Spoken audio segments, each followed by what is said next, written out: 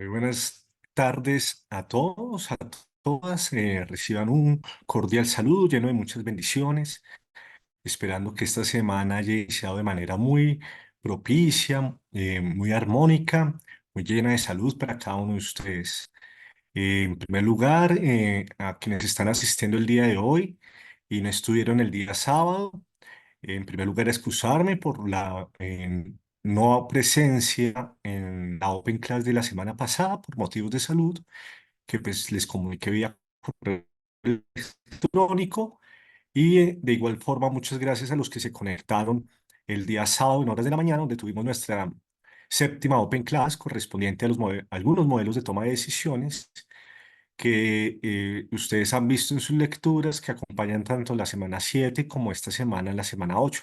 Prácticamente el mismo eje temático desde la lectura, por ejemplo, de Aguilera, que tenía que ver con la matriz TD, pues hace ese seguimiento allí. De igual forma, muchas gracias a los que han estado presentes en las grabaciones, por una u otra circunstancia no han podido conectarse por motivos laborales, por motivos familiares, por motivos de salud, pero que igual forma han estado presentes, como he podido conversar con muchos de ustedes, vía interno, vía mensajería, vía correo institucional. Entonces, muchas gracias a todos.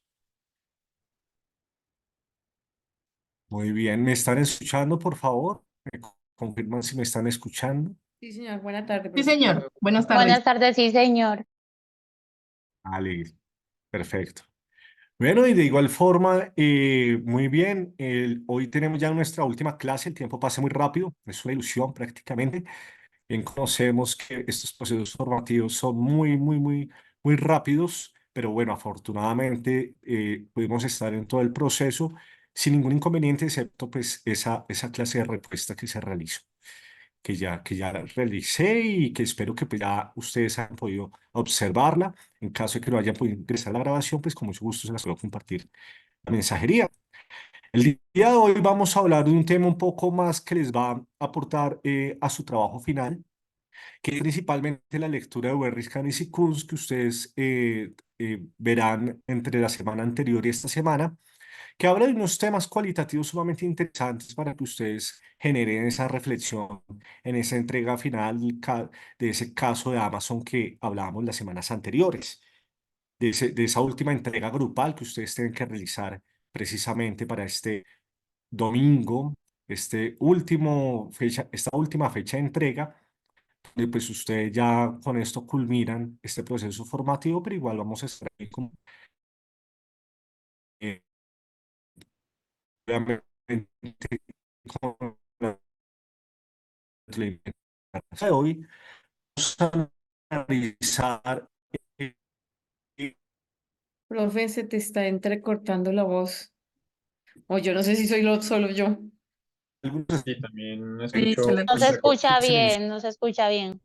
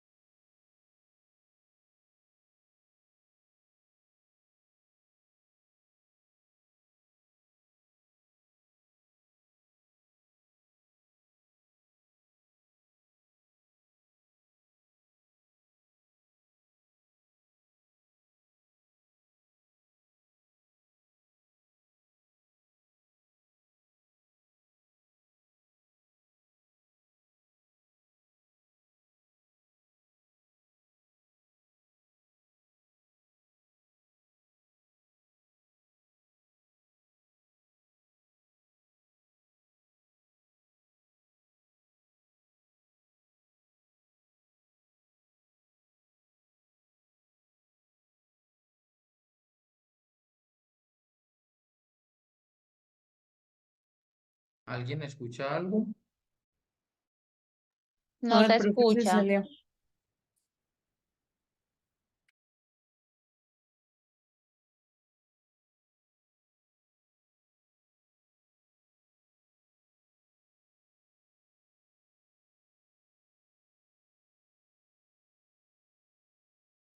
Listo, ya es que estaba cuadrando aquí.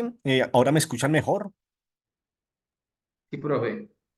ya mucho más fluido el sonido. Súper, sí, Sí, señor. señor. Ah, perfecto, listo. Me faltaba conectar el cable, solamente me estaba conectando con el Wi-Fi. Ese pues era como la intermitencia. Siempre pues se nos recomienda que cuando estemos en cualquier actividad digital, pues si podemos, tenemos la posibilidad de conectar nuestro equipo, pues la velocidad es mucho más favorable para nuestros encuentros. Entonces, bueno, afortunadamente mi computador todavía tiene entrada de cable, pero bueno, aquellos computadores que no se tengan, pues tratar de comprar ese adaptador que es bien útil. Bueno, menos mal ya me están escuchando. Bueno, vuelvo a compartir pantalla. Comentaba que la clase anterior entonces habíamos estado analizando modelos de toma de decisiones, el modelo Bonowa y bien interesante, ese Bonowa es mucho más exacto, mucho más riguroso. El tema de la matriz de toma de decisiones sirve para organizar de manera lógica, deductiva, todo lo que se puede trabajar en tema de toma de decisiones. Ahora, ahí lo importante no es tanto las combinaciones, no puedes hacerle una gran cantidad de combinaciones posibles a las posibilidades que veíamos entre sís, nos y ambigüedades e incertidumbres, pero ahí lo importante son los pesos, ¿vale? Que da cada una de las variables. En las combinaciones pueden dar muchos resultados según algunos aspectos del evaluador. Ahí lo importante que sí es más exacto en el tema de la tabla de toma de decisiones, que no alcance a hablar que no alcance a hablar la clase anterior, y es la importancia sobre todo de los pesos. Que uno, ahí la clase anterior hablamos de algunas posibles combinaciones de esa tabla de toma de decisiones, pero es lo más exacto y lo más importante son los pesos, ¿vale? Entonces eso es como para dar un puente entre la clase anterior y esta. Entonces, ustedes van a ver en las lecturas de las últimas 2 semanas de Berry, Carnes y Kunz la importancia de ingredientes de liderazgo, aspectos fundamentales que ustedes deben incluir en su trabajo final. Y dentro de ellos, entonces, hablamos del liderazgo del emprendedor. Volvemos a ejemplos clásicos, comunes que conocemos, por ejemplo, el de Steve Jobs.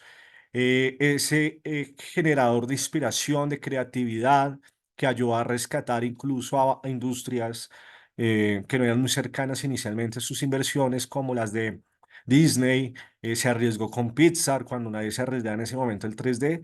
Entonces, muy importante para ello. Y también, pues, obviamente, en su innovación con sus productos directos, en su conformación de Apple inicial, que era iPhone, iPods, diferentes tipos de iPads, según las variables de los consumidores en el contexto mundial. Un genio creativo y de liderazgo excepcional, que no hay duda. Tal vez lo único que se le discute es el tema de su cuidado de salud al final, donde pues no solamente con base en medicina homeopática, sino alopática, le hubiera pues beneficiado más para su salud, ¿no?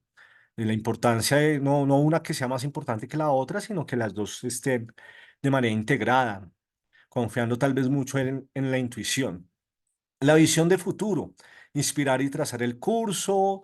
Tenemos el caso exitoso hasta el momento de Bill Gates, Jack Welch, Lee Lakota. Ustedes lo van a encontrar ahí en sus documentos. Aquí hablamos de algunos de ellos. Hay muchos más liderazgos interesantes que podemos encontrar en estas semanas con Ernest Canis y Kunz.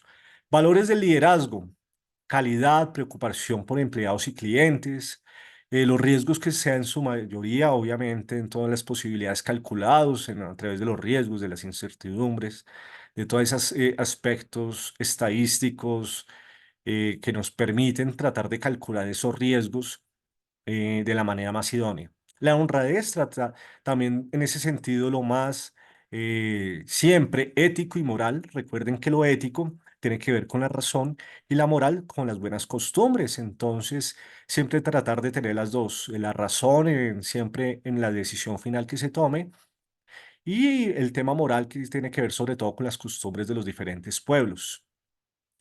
De igual forma, encontramos aquí el tema de ingredientes básicos para el liderazgo: conocimiento de personas, motivaciones, las diferentes variables que motivan a los diferentes grupos poblacionales, ingredientes básicos también como la inspiración, capacidad de inspirar a seguidores, cómo establecer los climas organizacionales, la creación de un ambiente motivador que sea más allá de los típicos estereotipos tal vez que se tengan a nivel de empresas jerárquicas, verticales, con esa comunicación que siempre hemos estado hablando, completamente vertical, descendente, y el uso del poder que sea eficaz y responsable, obviamente siempre cumpliendo con todos los estándares de mejor calidad y tratando de cuidar siempre con los ingresos y su relación con los costos de manera que sean favorables para todos los involucrados.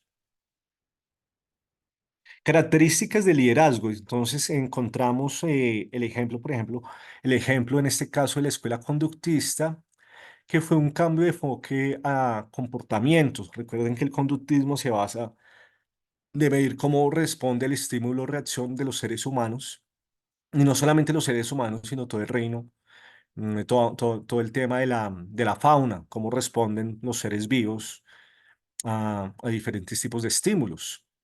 Entonces tenemos también no solamente esa escuela conductista, que es como la más habitual, sino entender algunas circunstancias en todo el contexto internacional, incluso histórico, que nos permite acercarnos un poco más a una variable mucho más amplia de los diferentes tipos de liderazgo.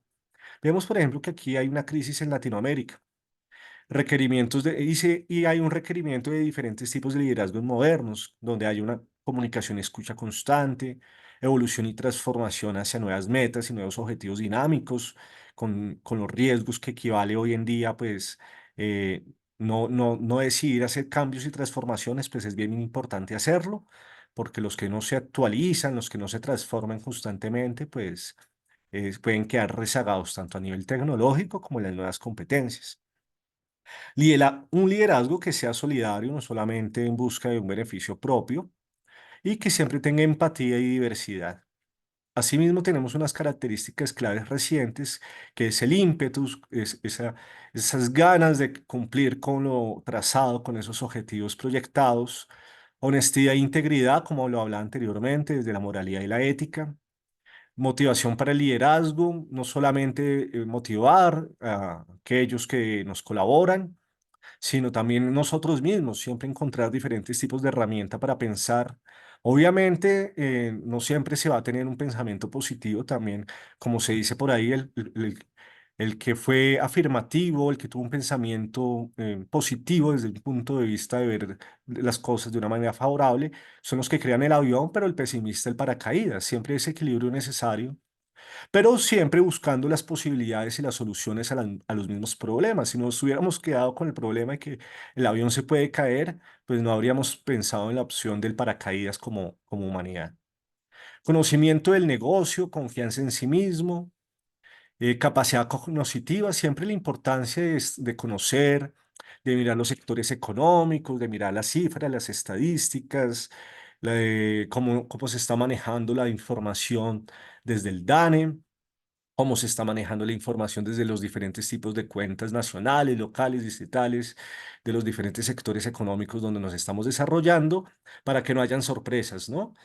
Precisamente hay muchos proyectos económicos que por pues, falta, se puede tener mucho conocimiento microeconómico de cómo funciona internamente, pero si no nos conectamos con los diferentes temas macroeconómicos, de qué está pasando con los indicadores, qué está pasando con las circunstancias de nuestro entorno, qué está pasando con los diferentes sectores económicos donde nos vemos involucrados a través de las cifras del DANE, de las cifras del Banco de la República, pues pueden pasar riesgos muy altos que incluso pues puedan verse involucrado pues todo nuestro grupo directamente, eh, nuestra organización, nuestra compañía, nuestro proyecto, nuestra instancia pública o privada donde nos estemos desarrollando. Entonces aquí vemos que está la teoría del gran hombre, que hay líderes que nacen y no se hacen. Es sobre todo la influencia griega y romana que pone como ese destino manifiesto de que hay una predeterminación para algunos seres humanos. Algunos creen en eso, otros precisamente en esa búsqueda para negarlo, también se convierten en grandes líderes. Algunos dicen que como se les subestimó, entonces también surgen personas importantes que lideran grandes proyectos en diferentes campos de la economía, del conocimiento y de los diferentes proyectos sociales a nivel comunitario. Características identificadas por Stockdale, tenemos la personalidad, él habla de 16 rasgos que ustedes van a encontrar en las lecturas de esta semana, y principalmente que sean sociales. Aquí encontramos 9 características también importantes, ya vamos a ver a continuación cómo eso se relaciona con los 14 subsistemas, eh, subsistemas de Müller, y pues hablamos de unas tareas que también tienen 6 características.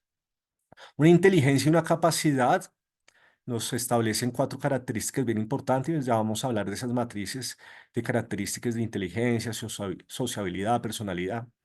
Y físicas, energía, aspecto. Bueno, el tema de la estatura, pues ya eso ya depende de las regiones, de la altura, bueno. Pero sobre todo recuerden que a nivel económico se habla mucho de que el tema de la estatura pues, responde también a un tema de alimentación y un tema económico, ¿no? Entonces ponen el ejemplo de Holanda, que hace 100 años eran los más bajos de Europa y hoy en día son los más altos por el tema de la alimentación. Son aspectos que pues médicamente tiene sentido, pero también hay que comprender que hay ciertos genotipos y ciertos aspectos que tienen que ver con, obviamente, la altura, por ejemplo, personas más de la altura, de las cordilleras y demás, o del Himalaya, entre otras zonas, pues para la adaptación al territorio tiene algunas circunstancias específicas a nivel físico, y las personas que tienen, es un tema más adaptativo, no es de algo innato, modificable con la alimentación y con diferentes tipos de temas climáticos. Bueno. Eso tiene mucho que ver con el tema del liderazgo. Ahí se habla de que hay algunos aspectos físicos que hay que tener en cuenta. Sin embargo, precisamente cuando se replantean todos esos estereotipos, es que surgen excelentes liderazgos. Ustedes en la lectura van a ver los liderazgos importantes de personas que no eran tan así, pero lograron ser grandes líderes. Por ejemplo, Mahatma Gandhi, hablábamos clases anteriores de Teresa de Calcuta, y bueno, temas muy interesantes que debemos tener en cuenta. Bueno, aquí se nos menciona que hay unas características del líder, por ejemplo, el líder autocrático. Ellos tienen solamente seguidores y ya. De la comunicación descendente. Tenemos un líder democrático o participativo. Tienen también seguidores, pero también reciben información de ellos. Y tenemos el líder liberal. El líder liberal busca más bien que entre los mismos colaboradores se confíen entre ellos y trata más bien de inspirar y ya, y ser pasajero, durar un poco en la política, durar un tiempo en la administración de negocios, si es pues obviamente su propio proyecto de toda su vida, pues bien, pero hay personas que les gusta simplemente pues mirar buenos negocios, buenas posibilidades de compra y después se van a otros.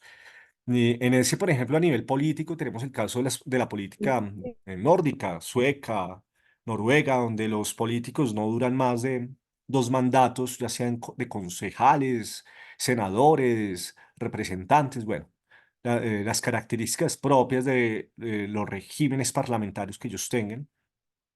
Entonces, pues esos son otras características, ¿no?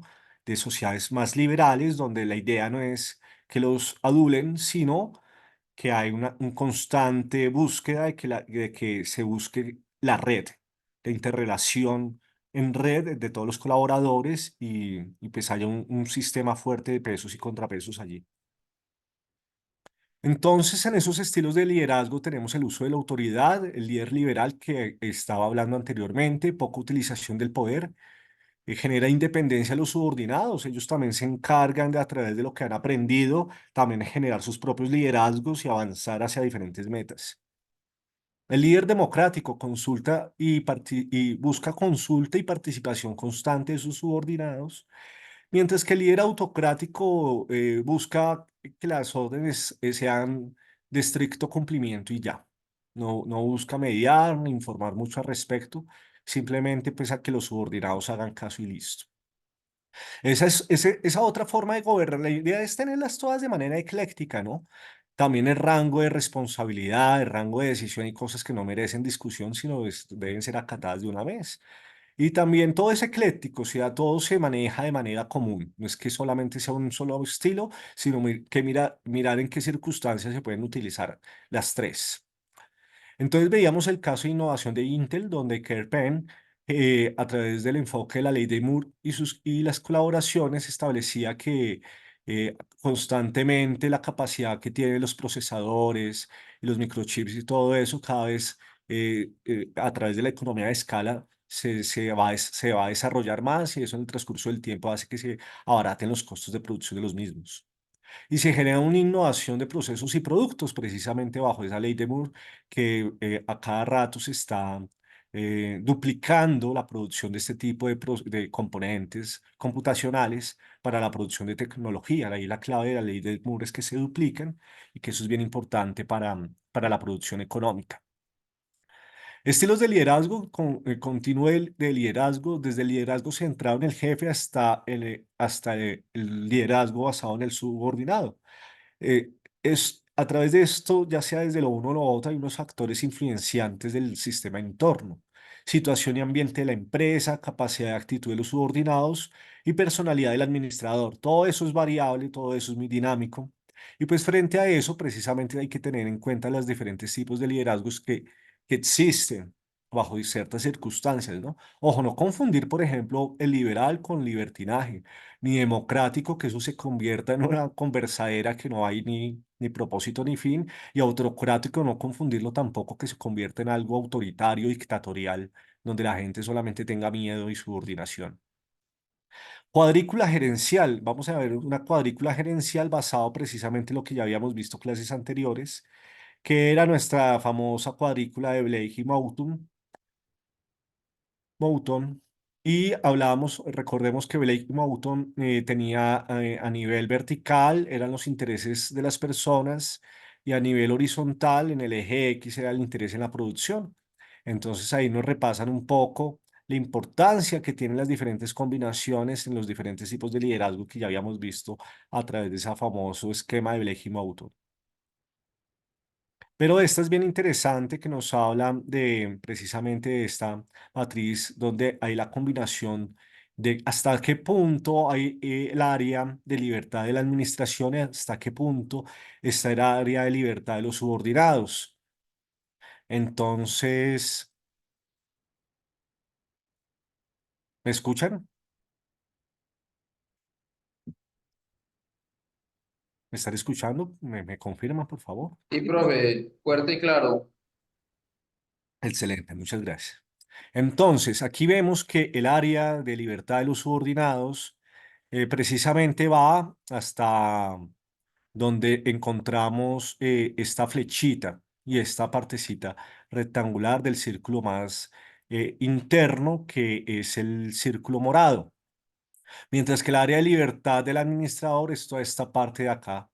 Toda esta área es la zona fundamentalmente importante que tiene influencia el administrador, y va hasta toda esta parte ya morada, no la azul clarita como era el área de libertad de los subordinados, sino toda esta morada un poco más oscura. Entonces, aquí nos empieza mencionando que el administrador es capaz de tomar decisiones que los no administradores aceptan. Tener esa zona de control ahí. El administrador debe vender la decisión antes de ganar aceptación. Entonces ahí le va abriendo posibilidad a, a- a la interacción con los subordinados. El administrador presenta la decisión, pero debe responder preguntas de los no gerentes. Entonces debe responder a las inquietudes, a las dudas que tienen sus empleados. El administrador presenta la decisión tentativa sujeta a cambios después de recibir opiniones de los no gerentes. Todavía está en esa área. Y el administrador presenta el problema, obtiene opiniones de los no administradores y luego ya decide, ya empieza a tener, pues ya ahí pues ya no sigue tanta discusión con sus colaboradores, con sus empleados, sino pues ya empezamos a la parte de obligatorio cumplimiento. El administrador define límites dentro de los cuales los no gerentes toman la decisión. Entonces ya los límites del administrador hasta ahí ya, eso ya no es discutible. Esos límites ya son claros y no se pueden incumplir, pues porque eso ya afectaría los propósitos del diario de vivir, incluso de la misma compañía. El administrador y los no administradores toman la decisión en conjunto dentro de los límites definidos por las restricciones organizacionales. Entonces, tanto el administrador como los no administradores también tienen unos límites y son los que da el ambiente de toda la organización, ya que aquí encontramos poder e influencia del administrador, todo este círculo azul. Y ya finalmente a nivel que es el ambiente de organización, ¿no? Es el poder de influencia del administrador, pero es el ambiente de la organización. Y ya donde entramos al ambiente social, que es el poder de influencia de los subordinados, es donde ya encontramos el poder de las participaciones comunitarias, de los sindicatos y estos grupos ya de presión social que ya generan es una discusión de búsqueda, ya sea de un juego de suma cero o de un gana-gana, como hemos visto que siempre debe ser lo más indicado entre todos los interesados a nivel de lo que tiene que ver con las decisiones conjuntas de las diferentes organizaciones. Aquí en Latinoamérica, desafortunadamente, la corrupción pues ha cooptado todo, eh, poderes oficiales y no oficiales, grupos de presión y no presión, grupos gremiales y los que no lo son. Pero en otras partes del mundo, al propósito, otra vez hablábamos de los diferentes grupos económicos en Europa. Pues es muy habitual que siempre llegan a consensos con los grupos sindicales y los grupos gremiales trabajan en conjunto. No es algo raro, alejado de la realidad, pero desafortunadamente en Latinoamérica la corrupción y diferentes tipos de intereses ya estructurales pues no permite esa confianza entre gremios y sindicatos, que es el ideal.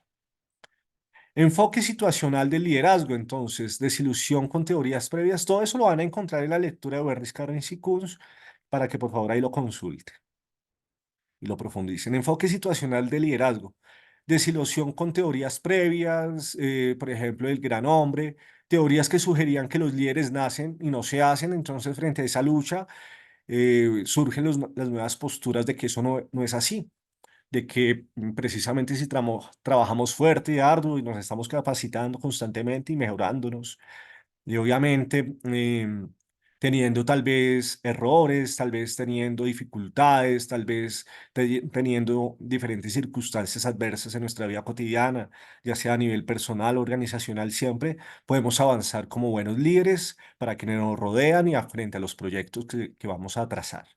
Intentos de identificar rasgos específicos del líder. Entonces, eso empezó a generar algunas identificaciones de diferentes tipos de rasgos. Entonces, aquí vamos a ver precisamente eh, modelo de contingencia de Fiedler. Este modelo de Fiedler es bien importante porque vamos a ver cómo es bien llamativo, ¿no? Ya lo voy a explicar a continuación. Estilo de liderazgo según la situación. Tenemos unos estilos de liderazgo orientado a las relaciones, donde la prioridad es mantener buenas relaciones interpersonales, orientado a las tareas, que es el enfoque en en la realización de tareas y objetivos. Frente a las diferentes situaciones que se nos presentan, tenemos unas dimensiones críticas, que es la relación entre los líderes y los miembros. La calidad de la relación entre líder y seguidores es fundamental en este caso. Ya vamos a ver cómo se mide eso. Estructura de tareas, la claridad y definición de las tareas facilitan el control del desempeño. Y la posición de poder. El poder del puesto permite influir y mandar dependiendo del puesto, del cargo, de si es un cargo más simbólico que real, dependiendo de si es una circunstancia oficial o no oficial, pues va a determinar mucho el tema del liderazgo. Entonces, bueno, recordemos la importancia de la situación.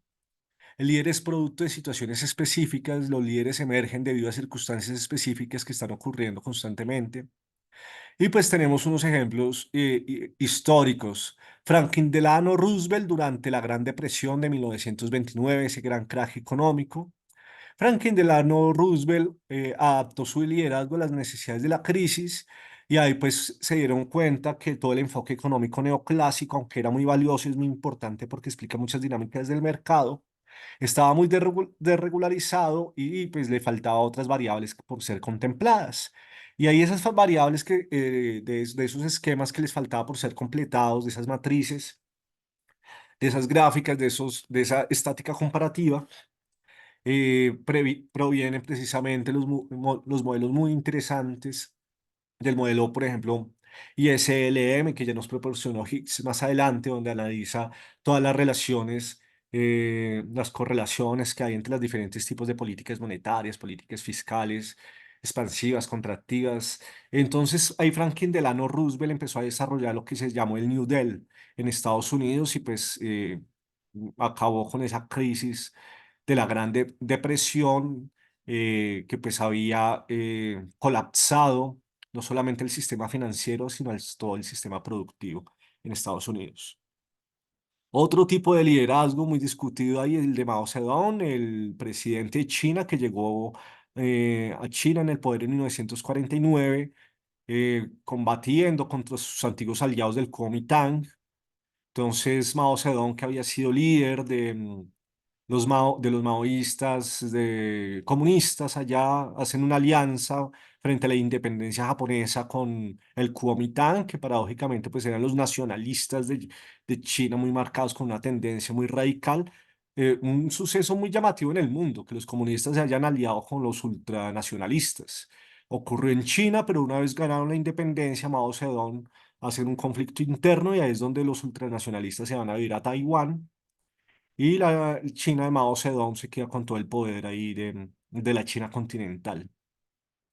Entonces, ¿cómo emergió este señor? Emergió como líder en un complejo escenario posguerra de China que acabo de explicar. Enfoque situacional de liderazgo, entonces está la teoría del seguidor, líderes que ofrecen medios para alcanzar deseos personales. Y los líderes son seguidores porque se percibe que pueden ayudar a alcanzar metas personales.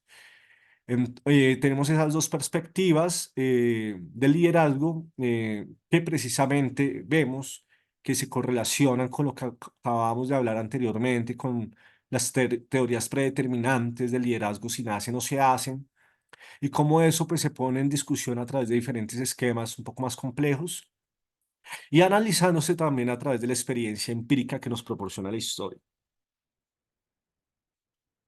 Entonces ahí encontramos, como les decía muy interesantemente, el modelo CTMP, que precisamente nos está hablando del compañero del trabajo menos que el compañero de trabajo menos preferido.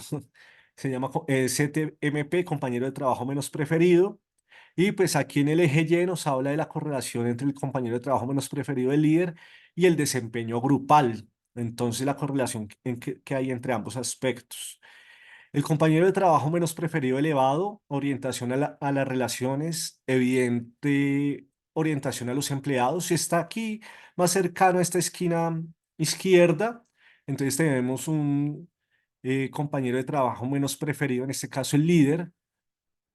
En este caso, el compañero de trabajo menos preferido sería el líder. Elevado orientación a las relaciones.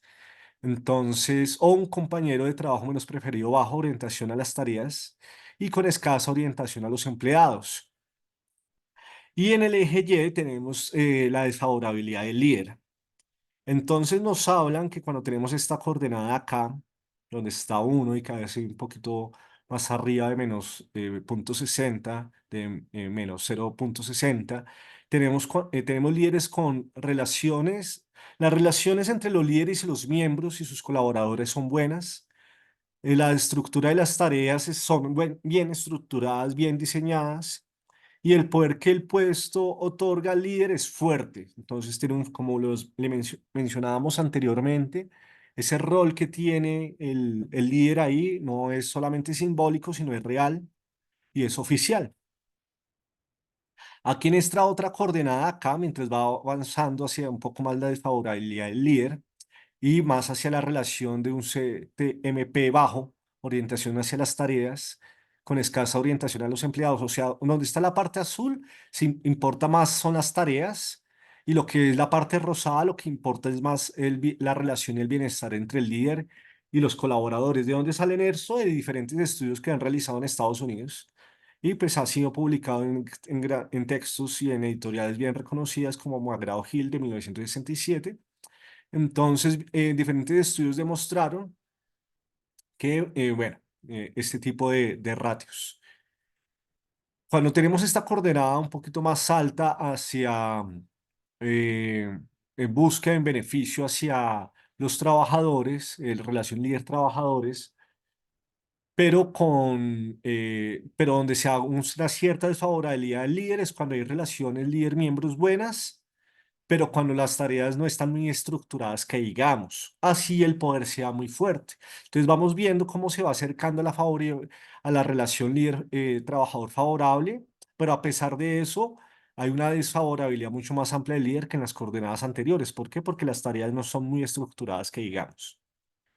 O por su parte vemos que llegamos a una relación, por ejemplo, en la parte de la mitad aquí, en este pico más alto, en esta coordenada más alta de este plano cartesiano, y es que las relaciones entre los líderes y los miembros del equipo son buenas, las estructuras de las tareas no son estructuradas y desafortunadamente el puesto que tiene el líder o es simbólico o no es oficial, porque la verdad es muy débil en ese caso.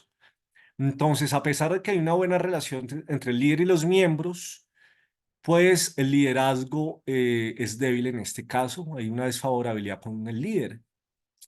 Ahí vemos que vuelve a bajar un poquito el objetivo hacia las tareas más que hacia la relación líder-colaboradores, y es cuando las tareas son moderadamente deficientes, la relación, no las tareas, sino la relación, o bueno, las tareas que conllevan cierta relación entre el líder y sus colaboradores son moderadamente deficientes, las estructuras de las tareas sí pueden ser estructuradas, pueden estar bien planificadas, bien diseñadas, pero a su vez el puesto del líder es un puesto fuerte, es un puesto oficial y no simbólico. Y aquí vemos este caso, casi no se presenta, no tenemos evidencia y estadística de relaciones donde se ven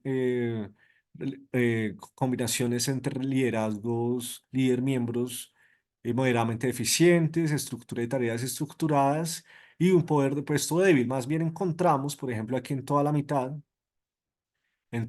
del eje Y, y en la favorabilidad del líder casi 7, que tenemos unas relaciones moderadamente deficientes entre la relación líder-miembros, colaboradores. Las tareas no son tan estructuradas, pero el liderazgo es muy fuerte porque es un cargo muy oficial, para nada simbólico, pero entonces se ve una relación muy autoritaria en este caso. Tenemos una relación muy autoritaria porque pues no genera tareas muy estructuradas, muy bien planificadas, y tiene un cargo fuerte, bien manejado, pues desde la búsqueda de que no se busque la refutación, que no se busque el desacuerdo frente a sus mandatos, pero pues las relaciones son deficientes entre sus colaboradores y él. Y finalmente aquí en el último, este pico ya descendente, ya en esta coordenada ya en 8 en X horizontal, encontramos que las relaciones entre el líder y sus colaboradores es también moderadamente deficiente, las tareas no son para nada estructuradas y aparte de eso, su rol, su mandato es simbólico, el puesto no le otorga una cierta oficialidad que digamos. Eso genera una gran desfavorabilidad para el líder, a pesar de que pues todo se estructuró solamente buscando el beneficio de las tareas y no tanto el clima organizacional. Listo, es una matriz muy interesante que nos va a permitir pues entender eh, todos estos, recuerden que se llama el modelo de contingencia de Fielder. Entonces, este modelo de contingencia Fiedler es bien interesante porque nos permite ver de manera compleja temas que incluso hemos visto en las clases anteriores. Y también encontramos en la lectura de esta semana lo que es el cuadro de mando integral. El famoso, ya ustedes van a encontrar en la lectura de esta semana, principalmente donde ustedes van a ver la matriz 19, el caso 19.1. Ese caso 19.1, que es el caso de Amazon, que yo les había enviado el correo, pero sin embargo ya aparece en la guía del trabajo de esta última semana. Ustedes ahí le dan clic donde dice el caso 19.1 y ahí les abre directamente. Ese sale precisamente esta lectura de Bernis Canis y Kunz, donde ustedes van a ver una serie de casos y circunstancias, también de liderazgos y algunos programas y algunos software interesantes. Para mencionar aquí lo importante, en este caso para explicar esto, son los conceptos que manejan ese tipo precisamente de software y programas que les proponen, porque pues está el cuadro del mando integral, por ejemplo, que nos habla del aprendizaje y la innovación en los diferentes proyectos a través de la capacitación en la creatividad a todos los empleados, la búsqueda de aumentar el 10% la introducción de nuevos productos. Por ejemplo, si tenemos perspectivas del cuadro mano integral financiera, lo importante es reducir el 5% el costo unitario con 10% menos de efectos en casos hipotéticos de diferentes productos, como lo hablábamos en la clase anterior del modelo de los diferentes modelos estadísticos que hablábamos la clase anterior, que son parecidos, importantes, pero hoy lo vamos a ver muy cercanamente con lo que es el concepto de las teorías de los productores, de las isocuantas, isocostos, que vamos a ver a continuación.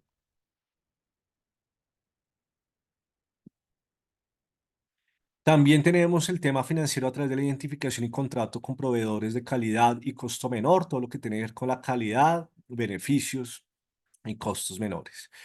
Y también perspectiva con el cliente, por ejemplo, aumentar 25% de las recomendaciones positivas, disminuir defectos a menos del 10% promedio de la industria. Eso lo hablábamos, por ejemplo, con el ejercicio de las clases pasadas de Bonower. Aumentar 10% los contactos positivos de empleados con clientes, simplificar autorizaciones para devoluciones, todo eso lo veíamos en ese último ejemplo que veíamos la clase anterior. Y pues hoy lo vamos a ver cómo lo podemos mirar de un poquito de manera más esquemática a través de algunos modelos que nos propone la economía, principalmente lo que es la microeconomía general y la microeconomía internacional. Vinculación con objetivos estratégicos, metas operacionales que conducen a objetivos estratégicos, aplicaciones usado en varias organizaciones para mejorar la eficacia. Y bueno, tenemos un desarrollo de los últimos 20 años donde principalmente no solamente el cuadro mando integral, sino muchos diferentes tipos de software pues se encargan principalmente de estos aspectos que ya vamos a ver a continuación. Para poder mencionar precisamente lo que es el concepto de isocuantas, antes de llegar al concepto de isocuantas, vamos a hablar del concepto de este tan importante que es de tasa marginal de sustitución y de los diferentes aspectos de la restricción presupuestal y las curvas de indiferencia. Esto se llama una curva de indiferencia y vamos a mirar cómo se correlacionan con cómo se cortan en su tangente con las restricciones presupuestales. Y ya cuando se ve desde un punto de vista de la empresa, entonces esto ya no se llamaría una curva de indiferencia, sino se llamaría ya isocuantas. Y bueno, tiene pues la misma lógica. Lo que nos muestra estas son desde un punto de vista de la complejidad y la toma de decisiones, lo que se nos presenta en este plano cartesiano es cómo los individuos siempre se están enfrentando a diferentes tipos de disyuntiva, como nos presenta Gregory Mankiw en los principios de economía, en sus 10 principios de economía, y nos habla que precisamente nosotros cuánto estamos dispuestos a renunciar de un bien para adquirir una unidad más del otro. Y aquí nos proponen dos ejemplos muy importantes y la combinación, por ejemplo, entre canastas y alimentos. La combinación en canastas a través de alimentos y vestidos. Cada uno de estos aspectos, A, B, C, D, son canastas de consumo. Entonces, y cada una de esas canastas es una combinación entre alimentos y vestidos. Entonces, en la primera coordenada, donde aquí tenemos A en esta curva de indiferencia, se llama indiferencia porque precisamente cuando estamos dispuestos de dejar algo para adquirir más de otra cosa. Entonces, en lo primero tenemos, por ejemplo, 6 unidades de vestido y tan solo una unidad, por ejemplo, de alimentos, como para simplificarlo y se entienda de una manera básica. Pero aquí tenemos, por ejemplo, otra combinación de canastas, donde tenemos 3 unidades de vestidos y 2 unidades de alimentos. O por su parte, aquí tenemos 2 unidades de vestidos y 3 unidades de alimento, o en la canasta D, donde tenemos una combinación de 1,5 unidades de vestidos y 4 unidades de alimentos. Hay diferentes tipos de combinaciones que desde el punto de vista de la toma de decisiones de los consumidores y asimismo desde un punto de vista de la empresa, puede ser que no sea vestido, sino que hablamos entonces desde un punto de vista de las isocuantas, hablamos de la mano de obra, de los trabajadores. Y desde el punto de vista también de estas isocuantas, pero en el eje X, podemos hablar ya no de la mano de obra, sino de la maquinaria, de capital. Entonces, ¿cuánto estoy dispuesto o viceversa? No, aquí puede ser maquinaria, capital, y aquí puede ser empleados. Entonces, ¿cuánto estamos dispuestos a renunciar en unidades de uno para adquirir unas unidades más del otro? Lo que nos dice es que estas curvas de indiferencia o isocuantas nos dan el mismo nivel de utilidad, tanto teniendo en cuenta las relaciones de función entre X y Y. Así que desde el punto de vista de las tomas de decisiones, vemos que hay diferentes tipos de zonas que desde Pareto, desde este gran economista europeo, nos proporcionó con sus famosas isocuantas, la que acabamos de ver acá, sería toda esta de la zona 1 de la fase de la parte inferior izquierda. Evidentemente, la curva de diferencia que esté más alejado de su origen es la que nos va a dar mayor satisfacción a los consumidores. ¿Por qué? Porque en la medida en que más nos alejamos del origen, o sea, de 0,0, vamos a tener más acceso a las diferentes combinaciones de canastas, pero con más unidades. Si aquí, por ejemplo, teníamos las combinaciones de 6 de unidades de vestido con una unidad de alimentos, o acá la B de 3 unidades de vestidos y 2 unidades de alimentos, o desde el punto de vista de la empresa con las isocuantas, si tenemos la relación entre capital, 3 unidades de capital y 2 trabajadores, cada vez que se desplace la curva de inferencia hacia la derecha, nos genera un nivel más amplio de satisfacción, porque a cada nivel ya no podría, digamos en el punto intermedio, ya no serían 3 y 2, sino en este caso acá podría ser desplazado hacia la derecha, podría ser lo que era B antes, B ahora es una combinación, puede ser entre 4 de vestidos o 4 de capital y 3 de trabajadores, y así cada uno en sus coordenadas. Aumenta los números de cada coordenada. Entonces aquí, desde esta gráfica de utilidad en diferentes tipos, proyección de función de utilidad en 2 dimensiones, pues lo podemos encontrar. Como les decía, la utilidad de 3 es superior a la utilidad de 2 y la utilidad de 2 es superior a la utilidad de 1. Significa que 3 es la curva de diferencia más alejada de su origen, más desplazada hacia la derecha, mientras que 1 es la más cercana a 0,0. Pero ahora supongamos que estamos relacionando bienes y bienes, pero también podemos relacionar bienes, eh, por ejemplo, en la zona 4.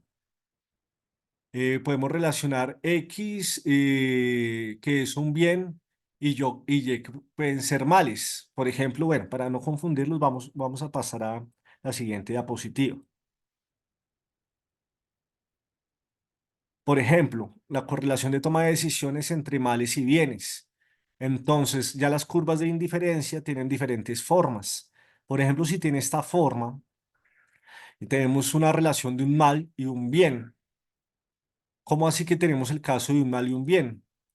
Desde un punto de vista a nivel económico y a nivel del utilitarismo administrativo, siempre vamos a encontrarnos a disyuntivas donde un bien equivale también a otro mal. Por ejemplo, para algunas personas, no es que la verdad no es que sea el caso habitual, más bien esto pues, puede ser muy discutible. Se nos presenta el siguiente ejemplo. Para obtener dinero tenemos necesariamente que trabajar y eso podría ser considerado un mal. Pero, por ejemplo, lo hablamos clases anteriores. Esa puede ser una visión para algunos países del mundo, para alguna población, pero, por ejemplo, para los japoneses, trabajo no le llaman trabajar, sino les llaman samu, que es la labor consciente en beneficio de todos los seres. Bueno, pero es como para poner un ejemplo básico que generalmente se utiliza según pues, nuestra idiosincrasia, según como nuestra cultura, que pues trabajar pareciera que fuera un mal. Entonces, porque ocupa tiempo que podría ser utilizado de manera más placentera para dormir más, ver televisión. Bueno, como les digo, para otras personas el trabajo es muy satisfactorio y por eso hay culturas que sí lo ven de esa manera satisfactoria el trabajo.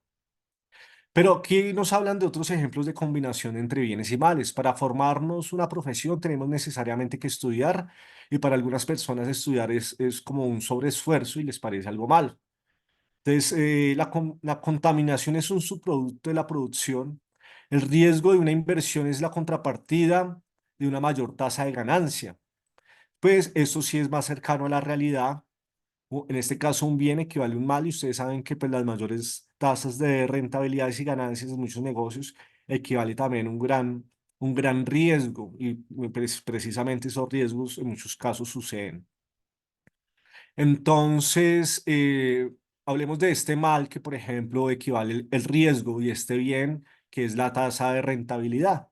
Ahí en este caso es la curva de indiferencia que esté más alejada que esté más desplazada hacia la derecha. O sea que los valores del bien, si esto es 1, 2, 3, lleguemos a 3, mientras que estas variables cada vez no se toquen, que aumenten, se incrementen los bienes, las tasas de rentabilidades y tratar de reducir al mínimo los males, en este caso.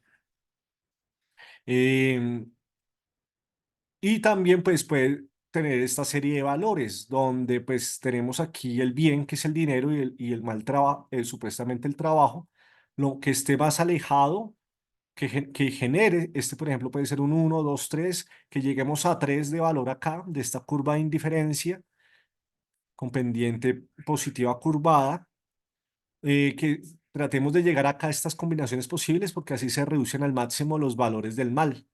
Es una manera gráfica, como se maneja en economía, de establecer valores de toma de decisiones entre bienes y bienes, bienes y males. Pero ahora, ¿qué pasa si tenemos dos males? Entonces, ahí es donde se habla del famoso mal menor, que muchas veces se tergiversa y no se entiende que viene de la economía, que es cuando tenemos indudablemente dos males, porque así ha ocurrido, así no se quiera. Por ejemplo, tenemos basura y desperdicios radiactivos, en este caso los males menores, tanto el eje X como el eje Y, tanto el eje X aquí horizontal y el eje Y aquí vertical. El eje Y sería la basura, el eje X desperdicios radiactivos. tratar de disminuir al máximo los dos males. Así que cada curva de indiferencia, en la curva sub cero, pues es donde más contaminación hay. Sub 1, sub 2, la clave es llegar a esta e incluso a 0,0 de contaminación de cada uno. Pero al máximo, la posibilidad de que los dos males se disminuyan a su máximo nivel. Son las diferentes combinaciones que se dan en las curvas de diferencias en las tomas de decisiones económicas. ¿Listo? Entonces, por eso aquí les decía que, por ejemplo, en la zona 2 X se puede considerar como un mal y Y se puede considerar como un bien. Y en ese caso, si X es un mal y Y es un bien, entonces que esta curva de indiferencia, tratar de acercarla más bien a su origen, porque así se disminuyen los valores del mal y aumentan los valores del bien. En la zona 4 también tenemos X son males, X son bienes y Y son males. Entonces, en ese sentido, tratar de que nos alejemos más de Y. Aquí la curva de indiferencia es a la inversa. Tiene que acercarse más a U1, porque aquí se disminuyen los valores de Y, porque Y son los males y X son los bienes donde tienen que aumentar. Y pues es bien interesante, es mejor, se entiende mejor cuando lo separamos cada una de las zonas, así por separado como lo acabamos de hablar, de los bienes y males. Por ejemplo, en este caso los bienes son las rentabilidades, los males son los altos niveles de riesgo y tratar al máximo de alejarlos de su origen. En este caso, si tiene esta variable los números, tratar de llevarlos a más bien hacia el eje Y, que es donde encontramos el mayor número de bienes. En el caso de dos males, como la basura y desperdicios radiactivos, el ideal en la toma de decisiones es bajar los valores de cada uno de los aspectos que se están calculando. Entonces, siempre, cada uno en sus organizaciones, en sus proyectos, pueden hacer ese tipo de tabulaciones, donde ustedes vean, es que tenemos dos males o tenemos males y bienes en algunas combinaciones posibles entre circunstancias interdependientes. Y si son interdependientes, si una es un bien y otro es un mal, tratarlo de cuantificar de esa manera, así es que se maneja a nivel económico. Y es por esto que encontramos una cuantificación frente a las circunstancias de si estamos renunciando, por ejemplo, partiendo de nuestra curva de indiferencia inicial con canastas de combinación entre alimentos y vestidos, estamos hablando que cuánto estamos renunciando, por ejemplo, a Y para adquirir una unidad más de X. Eso se nos da con esta fórmula y es sobre X, pero a través de 3 menos 6, que sería en este caso 3 menos 6 y 2 menos 1.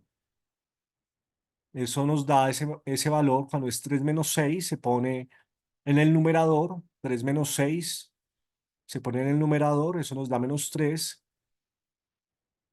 Y 2 menos 1 se pone en el denominador. Entonces eso nos queda 1, eso nos da menos 3. ¿Qué significa ese menos 3? Nos indica la deseabilidad relativa de X con respecto a Y. Esto quiere decir que el consumidor está dispuesto a sacrificar 3 unidades del bien Y vestido, pero como les decía, puede ser vestidos, pueden ser maquinarias, puede ser capital, por una unidad adicional del bien X, alimento. En este caso, a nivel de la empresa puede ser los empleados, una unidad más de empleados, o viceversa, o cuánto estamos dispuestos a renunciar de empleados para adquirir una unidad más de capital. Y cada uno de los cambios nos da una tasa marginal de sustitución cada vez más baja. ¿Por qué nos da una tasa de sustitución cada vez más baja? Por lo que se llama la gráfica de utilidad total y marginal. Tenemos el ejemplo de hamburguesas. Tenemos el caso de que nosotros les damos unos valores a la satisfacción que nos da una unidad más de hamburguesas. Estos valores que le damos a cada una de las unidades más de hamburguesas que vemos en el eje X, cada una es una hamburguesa, y eje Y es el valor que le damos al nivel de satisfacción que nos da, o nivel de utilidad que nos da esa hamburguesa. Vemos que, bueno, si tenemos una hamburguesa, eso nos da 10 de satisfacción. Si tenemos dos hamburguesas, nos da 18. Si tenemos tres hamburguesas, nos da 24. Si tenemos cuatro hamburguesas, eso nos da 28. Si tenemos cinco hamburguesas, nos da 30 de felicidad, de satisfacción allí, de utilidad, de felicidad utilitarista, pero llegamos a un punto de saturación. porque obviamente ya, digamos, el hambre está saciado o la necesidad de guardar ese, no sé, hamburguesas para una semana, lo que sea, nos genera cierto grado ya de saturación y ya una unidad más, incluso pues ya no sabemos dónde meterlas, dónde guardarlas. Ya, ya llegamos a la zona irracional de las tomas de decisiones, donde ya cada una unidad más de hamburguesa nos genera una utilidad decreciente, nos genera una insatisfacción aquí, una insatisfacción que pues ya no es viable. Y eso se analiza a través de la utilidad marginal decreciente. ¿Cuánto la diferencia entre los valores que van creciendo? Entonces, aquí vemos la diferencia, se van restando estos valores y aquí la diferencia entre los valores que se van viendo ahí. Tenemos aquí, por ejemplo, el caso de 8, con una hamburguesa más, ya tenemos 8 de satisfacción. Se hace esa resta correspondiente, nos queda 8. Después esa resta de 18, de 24 menos 18, eso pues nos da ese valor de utilidad marginal decreciente ya de 6. Y asimismo de 28 menos 24, eso nos da 4, ya con 4 hamburguesas. Y vemos cómo la utilidad marginal va decreciendo, por eso tiene esa pendiente negativa roja que va hacia abajo. Eso para pues entender el concepto de utilidad total y utilidad marginal desde el punto de vista de las curvas de indiferencia, de las isocuantas y cómo se relacionan en este caso con los isocostos. Sucede que esas curvas de indiferencia o esas isocuantas se cortan en su tangente con los famosos restricción presupuestal desde un punto de vista de un consumidor, pero las restricciones presupuestales también están en las organizaciones, por eso a nivel empresarial se llaman de isocostos. Entonces esos isocostos tienen diferentes tipos de movimientos. Esos tipos de movimiento, por ejemplo, en el caso de los impuestos, genera que haya un desplazamiento. Esos isocostos o esas restricciones presupuestales es eh, cuánto yo puedo acceder a determinados tipos de combinación de bienes. Por ejemplo, hablábamos de vestidos y alimentos, o en el caso de las empresas hablamos de la relación entre trabajadores y maquinarias de capital tecnológico, o viceversa, capital tecnológico y trabajadores. Entonces, cuando vemos estas variables acá, P1 es el precio del bien uno antes del impuesto. P1 más T es el precio del bien uno después de que se le añade un impuesto T por unidad. X1 y X2 son las cantidades de los dos bienes diferentes que el consumidor puede comprar. Entonces, X1 puede ser, como les decía, alimentos, X2 pueden ser vestuarios o puede ser desde un punto de la empresa, capital y trabajadores. M es el ingreso del consumidor o en el caso organizacional es el ingreso de la empresa. Y P2 es el precio del bien 2. El precio del bien 2 después de qué? Pues en este caso después de su respectivo impuesto, que sería acá en la recta roja. Entonces ahí se hace una función básica de M sobre P1, que es la cantidad máxima del bien uno que el consumidor puede comprarse según su nivel de ingresos. Si solo compra ese bien y no hay impuestos, entonces aquí es cuánto puede comprar según sus ingresos. Eso lo determina esa recta azul, que es M dividido el precio del producto, y eso pues nos da esa recta con pendiente negativa. Porque pues es la relación, si, ¿por qué tiene pendiente en negativa? Pues porque si yo compro más de un producto, dejo de comprar del otro y viceversa, en las diferentes combinaciones de una canasta o de unas isocuantas con sus respectivos costos organizacionales. Entonces, cuando tenemos a M sobre P1 más T es la cantidad máxima del bien uno que el consumidor puede comprar con sus ingresos si solo compra ese bien y hay un aumento de un impuesto. Entonces, en este caso, si solamente está comprando, en este caso P1, entonces solamente está comprando, está comprando ese bien. Entonces, pues su nivel de ingresos, su nivel de satisfacción, de acceso a esas cantidades, pues se va a disminuir.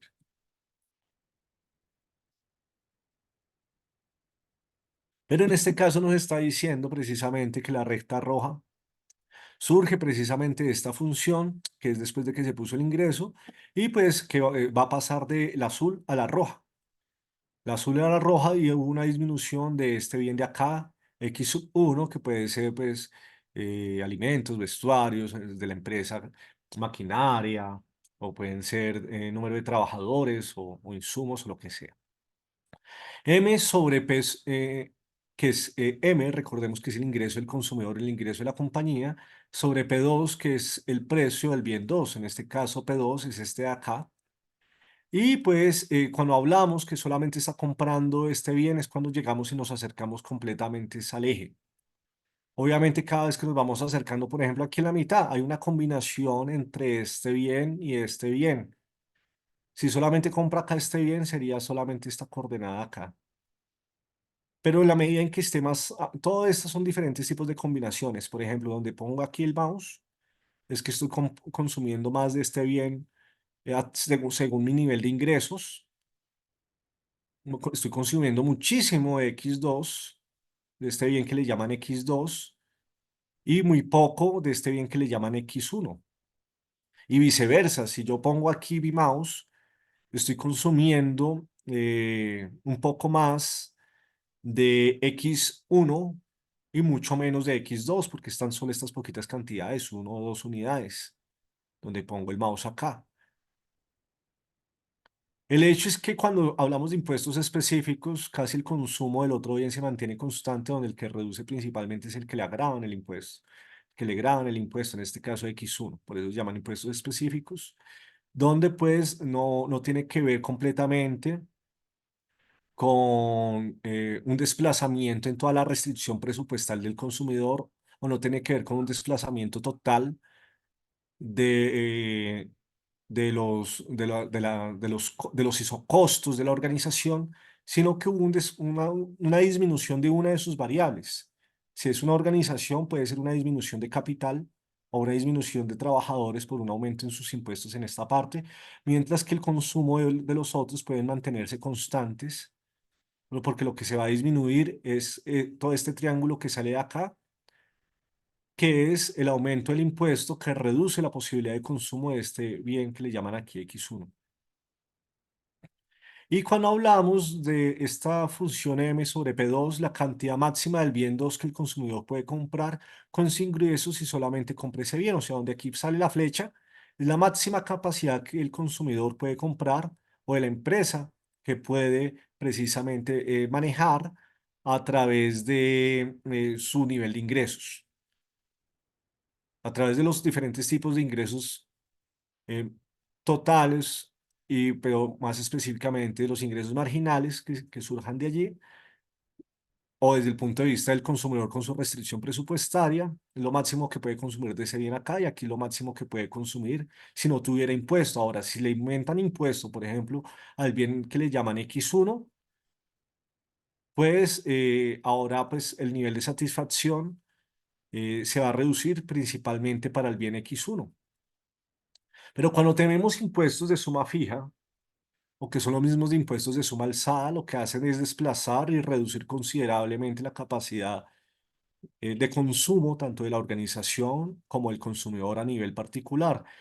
Si estamos hablando de una restricción presupuestal con una isocuanta de un consumidor, eh, si hay un aumento de suma fija, a toda la canasta en general en sí, a toda la canasta familiar, toda la canasta de compras habituales o esas combinaciones de productos que consumen algunos clientes, o a nivel organizacional, si se aumentan todos los costos de producción por el aumento de unos impuestos a todas las variables, tanto de contratación como de capital, lo que hacen es desplazar completamente la restricción presupuestal o el isocosto o la isocosto hacia la izquierda, y pues eso desafortunadamente sí va a cambiar completamente, como nos dice Donald Liu, el nivel de consumo.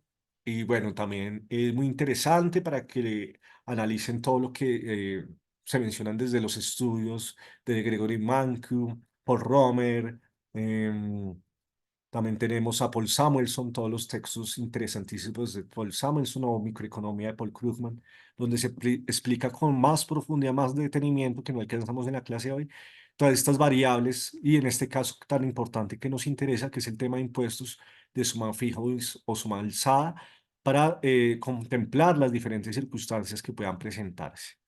Entonces, ya siendo las 6:48, entonces muchísimas gracias a todos por la asistencia de nuevo en la noche de hoy, por compartir este espacio académico, por todas las clases que hemos estado compartiendo en el transcurso de estas semanas. Y bueno, hasta ahí dejamos el día de hoy. No sé si tengan preguntas, dudas, inquietudes, por favor, con respecto al trabajo que tienen que entregar.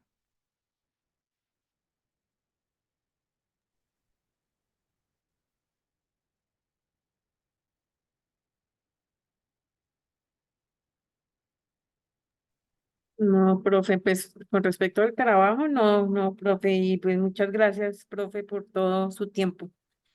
Ah, no, a ustedes muchísimas gracias por la asistencia, por estos espacios académicos tan interesantes, por sus entregas, sus trabajos, Profe, tan... muchas gracias por las clases, por No, todo lo aprendido. Gracias. no, muchas bendiciones a ustedes, cuídense mucho, espero que nos volvamos a ver en un próximo espacio académico, que podamos seguir compartiendo más adelante. Muchas gracias, profe. Muchas gracias. Dios los bendiga mucho. Hasta Gracias, luego. profe. Muchas gracias por todo. Gracias, profe. A ustedes. Muchos éxitos en su ámbito profesional, como siempre. Feliz Igualmente, resto de Carlos. semana para todos. Gracias. Un feliz y bendecido resto de semanas para cada uno de ustedes. Infinitas bendiciones y un próspero resto de periodo académico y también de semestre. Dios los bendiga muchísimo.